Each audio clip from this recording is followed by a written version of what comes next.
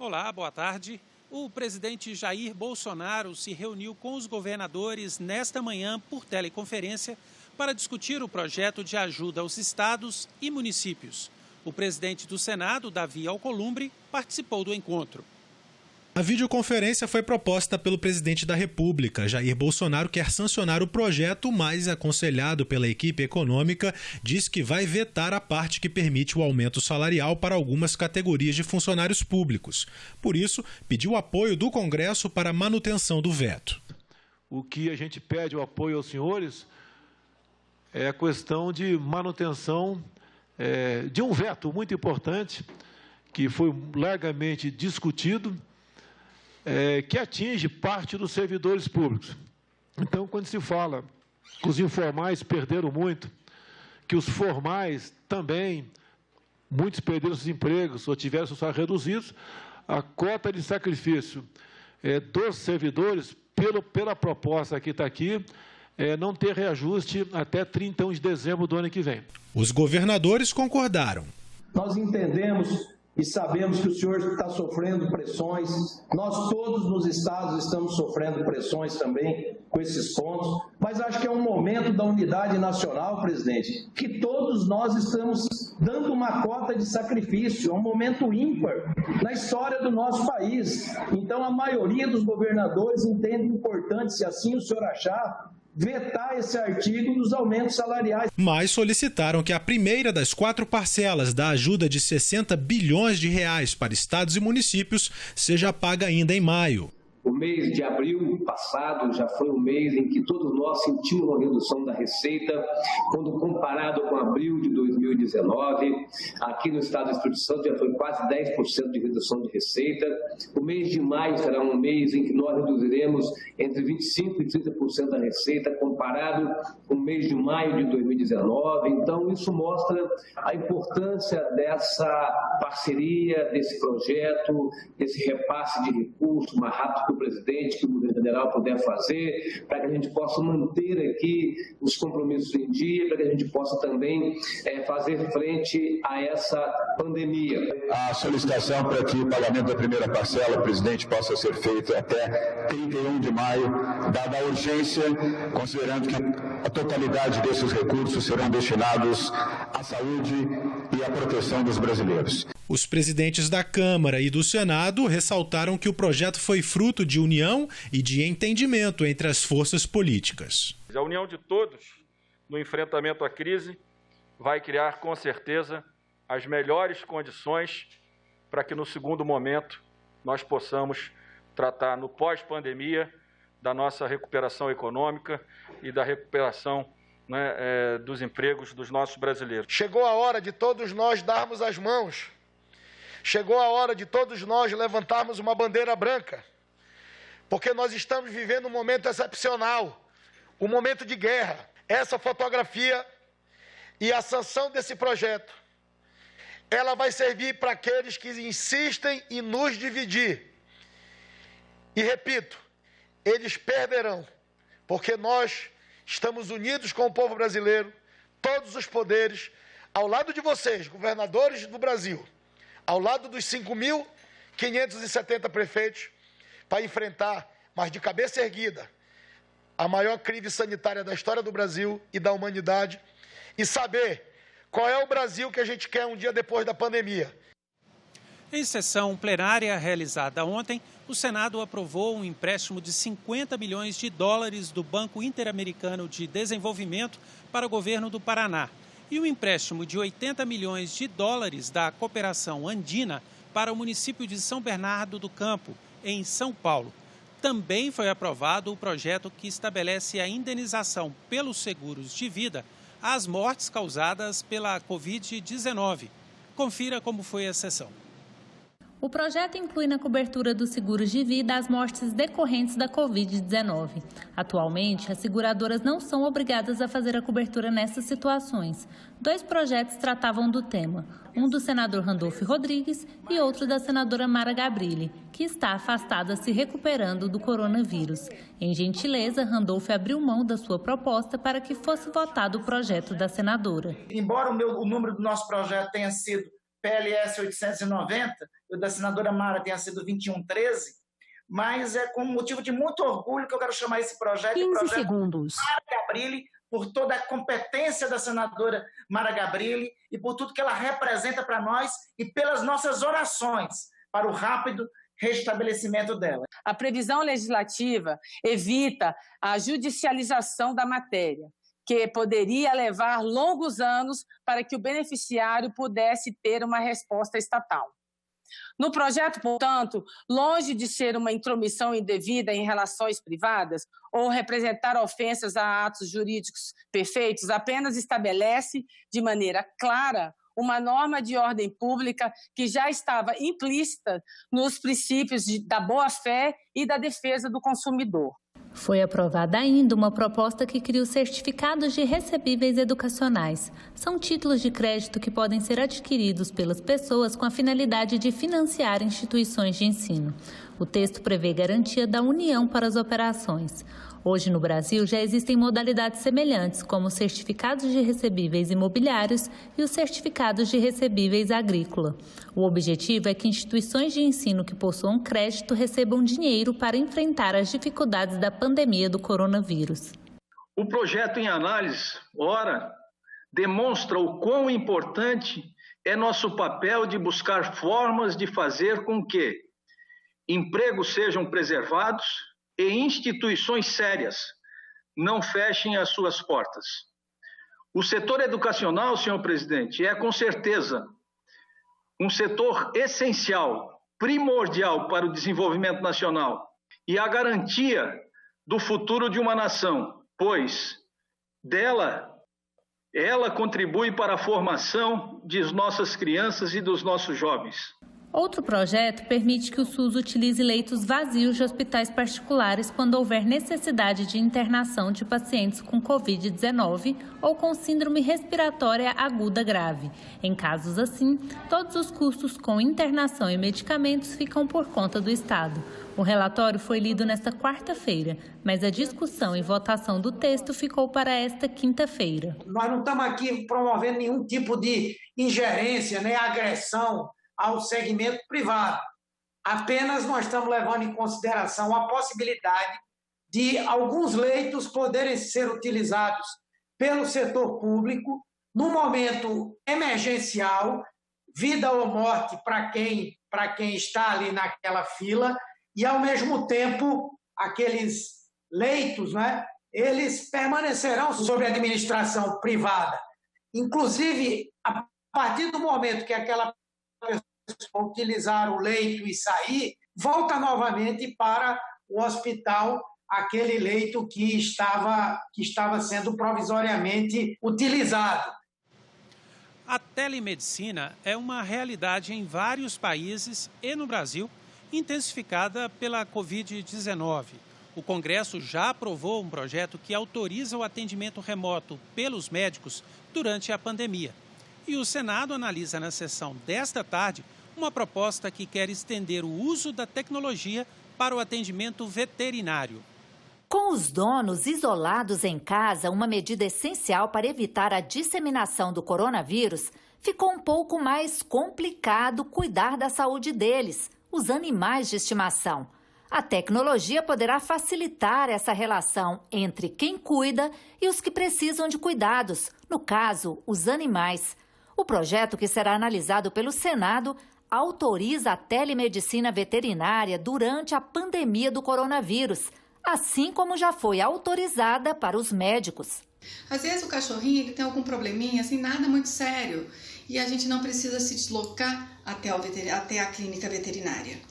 A gente pode resolver, de repente, por videoconferência. Conversando com o seu médico, você mostra uma fotinha, às vezes é o narizinho escorrendo, o cachorrinho está gripado, ele pode medicar ali na hora. A mesma coisa com o pessoal de abrigo. Às vezes tem 4, 5 cachorros que precisam tomar um vermífugo. O veterinário Marcelo Cavalieri, professor universitário e fiscal de inspeção sanitária há 24 anos, cita os benefícios que o trabalho remoto poderá trazer. Quando o proprietário do animal procura especialista que não tem na região. Às vezes, cães de grande porte, que você não consegue arrumar um veículo.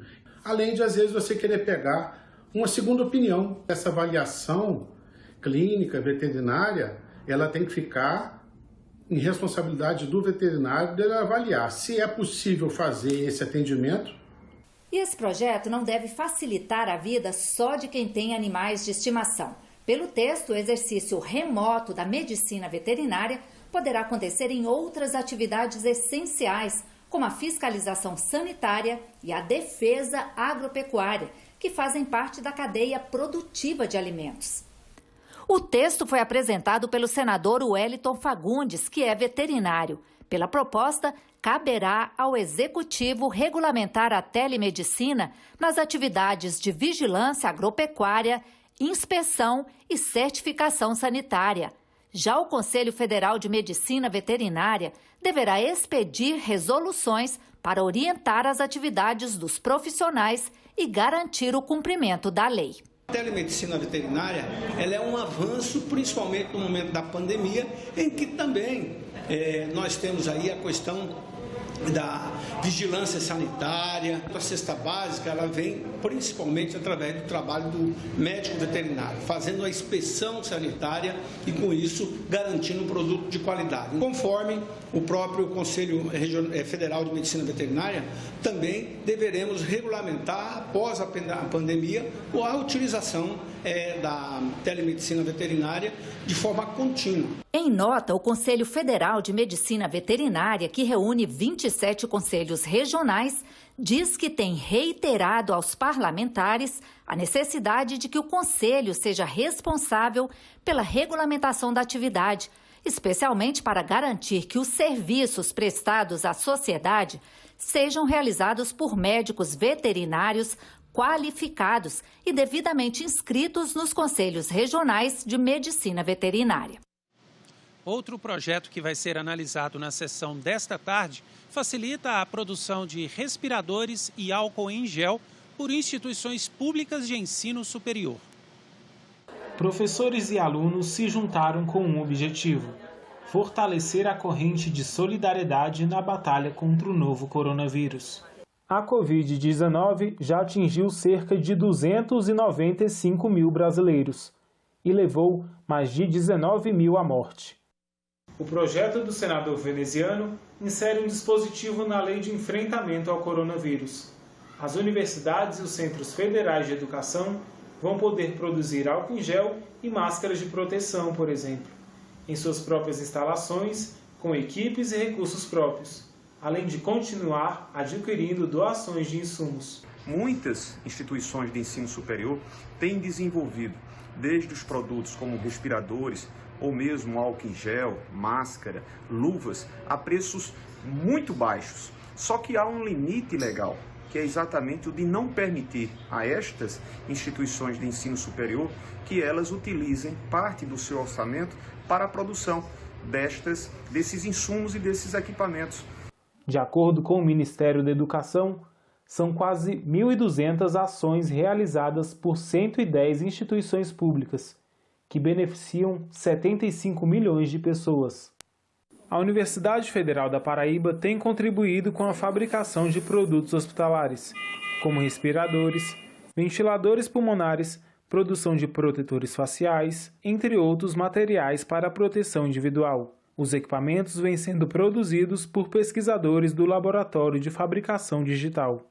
Atualmente, devido à legislação vigente, as universidades elas têm limitações tanto de utilização de recursos humanos quanto de recursos financeiros para fazer esse tipo de produção. Então, por isso, acredito que esse tipo de projeto será bastante benéfico para a nossa sociedade como um todo. A universidade também está produzindo álcool em gel e outros saneantes no Laboratório Piloto de Química Industrial. Nós estamos com capacidade de produção de 10 mil litros de sanitizantes por semana, somando os laboratórios que estão em funcionamento. Eu fico muito feliz em poder ajudar em um momento tão delicado como esse. Também poder ajudar a parte do conhecimento que a gente adquire na vida acadêmica para ajudar as pessoas. E o plenário também pode votar nesta tarde o projeto que destina recursos para os profissionais liberais. O texto é de autoria do senador Eduardo Girão. Pela proposta, o Tesouro Nacional vai disponibilizar uma linha de crédito especial para os profissionais liberais, especialmente os que trabalham na área da saúde e que atuam como pessoa física. Cada profissional liberal receberia R$50 mil para usar como capital de giro, a uma taxa de 2,5% ao ano. O pagamento seria feito em até 24 meses, iniciando no máximo em 31 de dezembro de 2021. Esses empréstimos seriam isentos de IOF, o Imposto sobre Operações Financeiras. O Senado também se reúne nesta tarde em sessão do Congresso Nacional para aprovar o projeto que autoriza o Poder Executivo a quitar despesas correntes de quase 345 bilhões de reais por meio do endividamento com emissão de títulos públicos. O projeto já foi aprovado pela Câmara dos Deputados. E durante a sessão plenária de ontem, vários senadores repudiaram insultos antissemitas que o presidente do Senado, Davi Alcolumbre, sofreu na internet. Nesta quarta-feira, a Confederação Israelita do Brasil expressou solidariedade ao presidente do Senado, Davi Alcolumbre, devido a um ataque antissemita que ele sofreu no Facebook. Durante a sessão virtual do plenário, os senadores também condenaram as agressões. Senhor presidente, inicialmente eu gostaria de me solidarizar com Vossa Excelência pelos ataques sofridos aí através de fakes nas redes sociais, ataques desnecessários e descabidos. Vossa Excelência tem se comportado como um homem de Estado, um homem de visão, um homem que se preocupa com a nação brasileira. Então receba meu abraço, um abraço dos republicanos, e estamos juntos com Vossa Excelência nessa caminhada. Senhor presidente, em primeiro lugar, a minha solidariedade à Vossa Excelência. Ser chamado de judeu deve ser um motivo de grande orgulho para Vossa Excelência e para a família. Eu tive a oportunidade de ir treinar nos anos 80 e 90 em escolas israelenses e trouxe conceitos para a vida toda, para o serviço policial no Brasil, e tenho como uma segunda pátria para mim. Também minha solidariedade ao presidente Alcolumbre pelas injustas agressões antissemitas que sofreu. Quero aqui deixar para ela o meu apoio, a minha solidariedade, bem como a Vossa Excelência, que tem sido sistematicamente vítima de agressões injustas. Senhor presidente, eu quero, antes de mais nada, me solidarizar com Vossa Excelência pelo ataque sórdido que sofreu, um ataque antissemita absurdo, e quero dizer que eu sou um estudioso da história da humanidade e já visitei o Museu do Holocausto em Israel e conheço um pouco da história do antissemitismo. Só de ver um brasileiro ainda ter essa prática me enoja, me dá vontade de vomitar. É um absurdo que pessoas como essas ainda existam em pleno século XXI. Eu quero só destacar, reiterar aqui a minha solidariedade à Vossa Excelência por parte desse ataque covarde, não tem outro nome, ao ataque que Vossa Excelência foi vítima. Antissemitismo no século XXI é algo que nós pensávamos que já deveria ter sido banido da história da Terra. E nós estamos assistindo um Brasil do século XXI de assodamento de intolerâncias, presidente. É atos de racismo, é atos de violência contra os mais pobres, de violência contra indígenas, contra os negros, e agora, reiterados atos de antissemitismo. Presidente, é urgente aprovarmos um projeto de lei sobre fake news e, me permita o termo, bandidos como este que agrediu o senhor. Bandido, não tem outro nome. Preconceito e intolerância nunca foi bom em lugar nenhum do mundo. E a gente está vivendo um país de radicalização que não está fazendo bem para a gente e para os brasileiros que a gente tem que proteger. Mas a gente vai ficar firme, protegendo todos os brasileiros, que foi a nossa missão delegada pelos eleitores dos nossos estados. Nós ficamos por aqui.